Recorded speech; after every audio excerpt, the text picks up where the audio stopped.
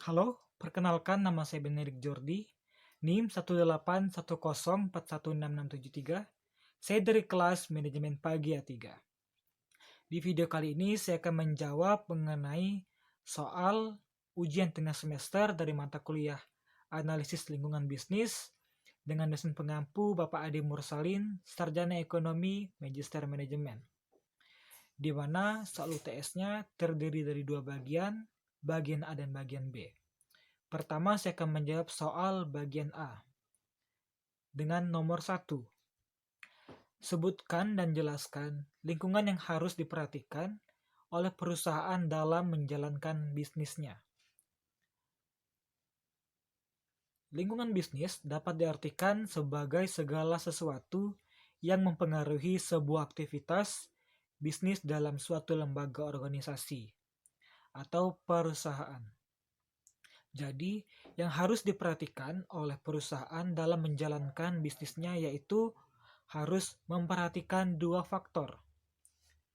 Faktor yang pertama dari dalam perusahaan atau faktor internal, dan yang kedua faktor dari luar perusahaan atau faktor eksternal.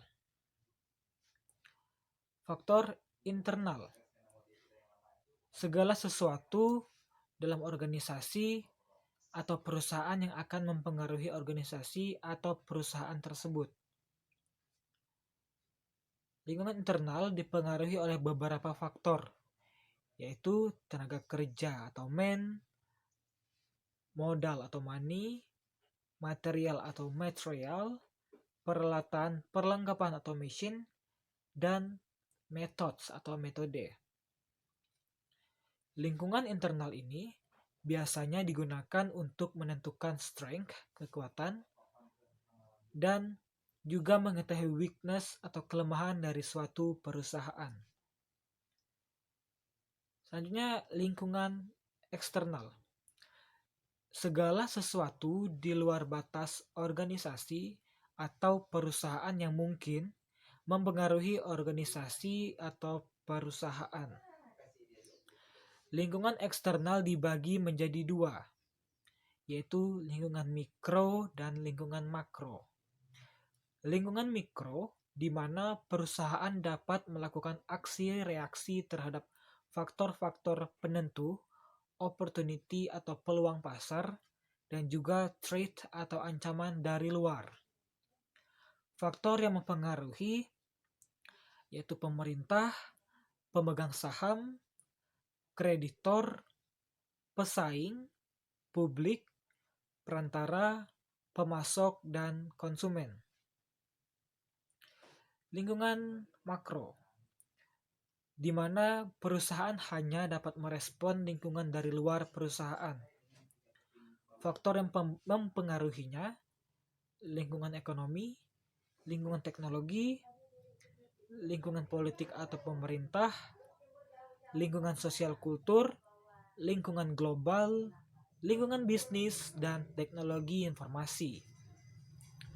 Pertanyaan selanjutnya, apa yang dimaksud dengan lingkungan kontekstual atau lingkungan umum? Lingkungan kontekstual atau lingkungan umum adalah suatu lingkungan dalam lingkungan eksternal, yaitu organisasi yang menyusun faktor-faktor yang memiliki ruang lingkup luas, dan faktor-faktor tersebut pada dasarnya berada di luar dan terlepas dari operasi perusahaan.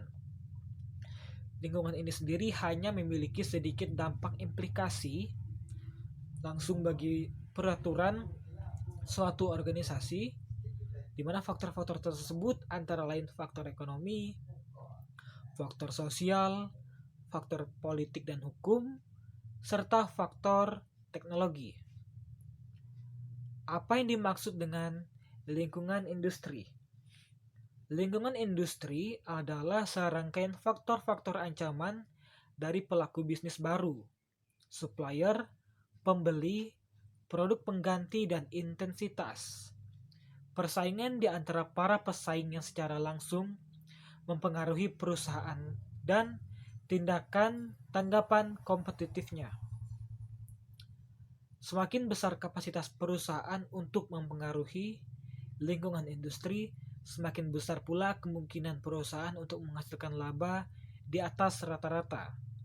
Laba di atas rata-rata adalah kelebihan penghasilan yang diharapkan seorang investor dari investor lain dengan jumlah resiko yang serupa. Resiko adalah ketidakpastian investor tentang laba atau rugi yang dihasilkan oleh investor tertentu. Bagaimana perusahaan mengumpulkan dan menafsirkan informasi tentang para pesaing melalui analisis pesaing?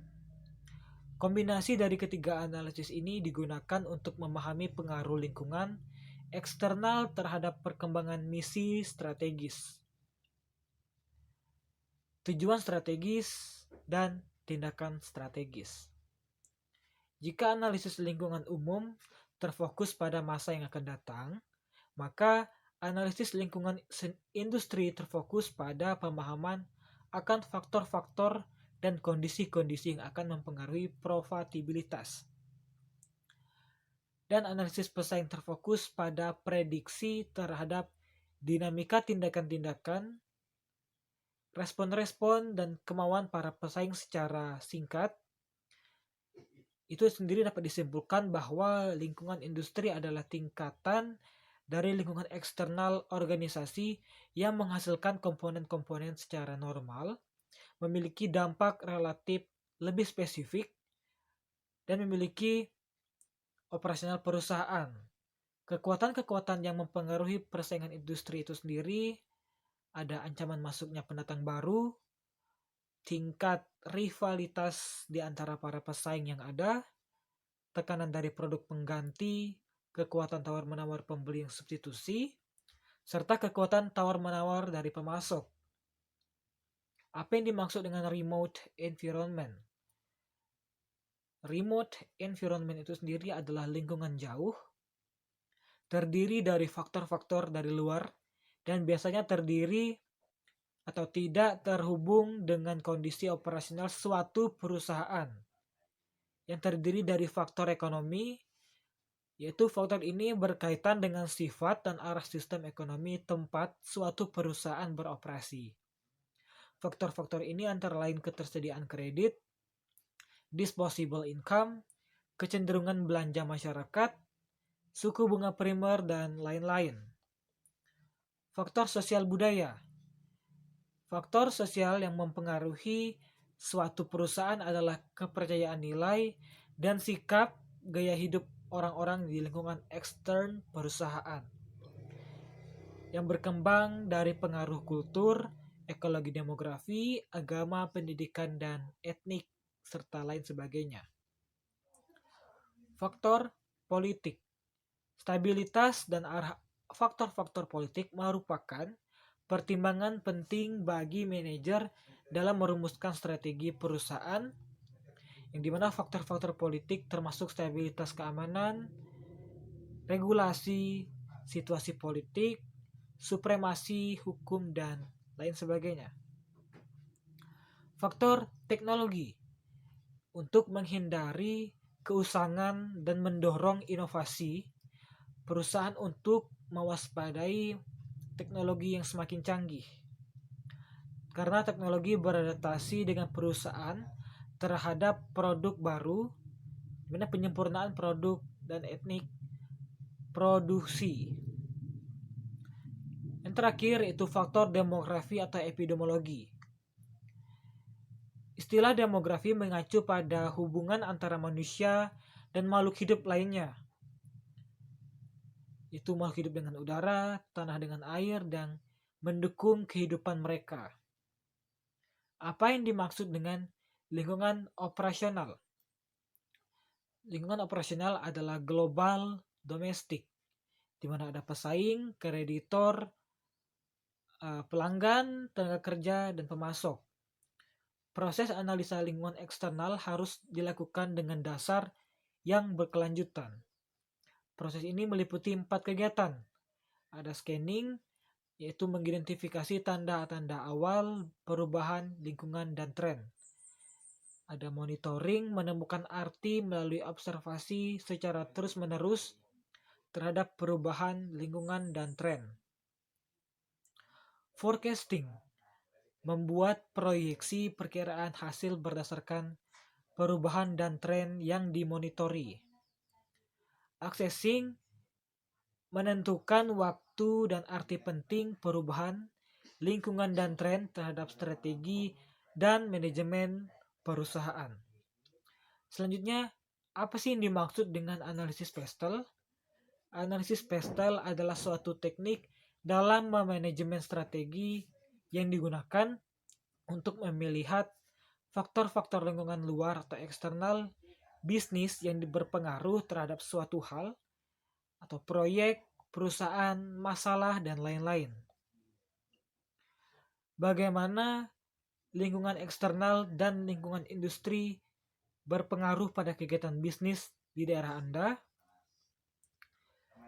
Lingkungan eksternal dan lingkungan industri berpengaruh terhadap kegiatan bisnis di daerah saya khususnya. Mengapa?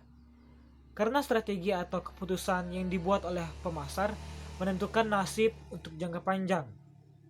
Dan lingkungan juga sangat berpengaruh terhadap stabilitas dan apabila buruk dapat mengancam kelangsungan bisnis. Kita masuk pada soal bagian B, di mana pada bagian B ini Bapak memberikan kami 4 video untuk kami bahas, untuk kami jelaskan. Video pertama berjudul analisis lingkungan internal. Di video tersebut dengan pembicara Diananda FP, di mana di video tersebut membahas mata kuliah manajemen strategi dengan topik analisis lingkungan internal. Dalam hal ini, kekuatan dan kelemahan suatu perusahaan terdapat 2 langkah besar yang harus dilakukan. Yang pertama, identifikasi komponen variabel internal, dan yang kedua, evaluasi variabel internal. Setelah kekuatan dan kelemahan perusahaan dapat diketahui oleh manajemen melalui pendekatan yang dijelaskan sebelumnya, selanjutnya melakukan kuantifisir kekuatan dan kelemahan perusahaan ke dalam angka-angka yang signifikan sehingga dapat membandingkannya. Proses ini menghasilkan matriks profil perusahaan. Lalu ada 2 metode analisa yang biasa digunakan dalam menentukan strategi bisnis perusahaan. Pertama ada analisa TOWS atau Trade, Opportunity, Weakness, dan Strength. Dan analisa matriks pertumbuhan pangsa pasar. Manfaat yang saya peroleh setelah menonton video tersebut yaitu mengenai ilmu, strategi tentunya, dan dalam memanajemen. Yaitu dengan menganalisis lingkungan internal perusahaan, lebih mengetahui kekurangan dan kelebihan perusahaan, dan kita dapat menindaklanjuti hal tersebut dengan beberapa metode. Dan mengenai penjelasan dalam video tersebut, pembicara menyampaikan dengan sangat bagus, jelas, dan mudah dipahami. Kita lanjut kepada video kedua, yaitu video dengan judul analisis PESTEL dengan pembicara Zulfanida. Di video tersebut membahas analisis PESTEL di suatu perusahaan yaitu PT Indofood yang merupakan salah satu perusahaan terbesar di Indonesia. PT Indofood merupakan produsen makanan dan minuman. PT Indofood itu sendiri sering melakukan ekspor ke luar negeri seperti Australia dan negara-negara di Asia serta beberapa negara di Eropa. PESTEL ini terdiri dari politik, ekonomi, sosial, budaya, teknologi, environment, dan legal.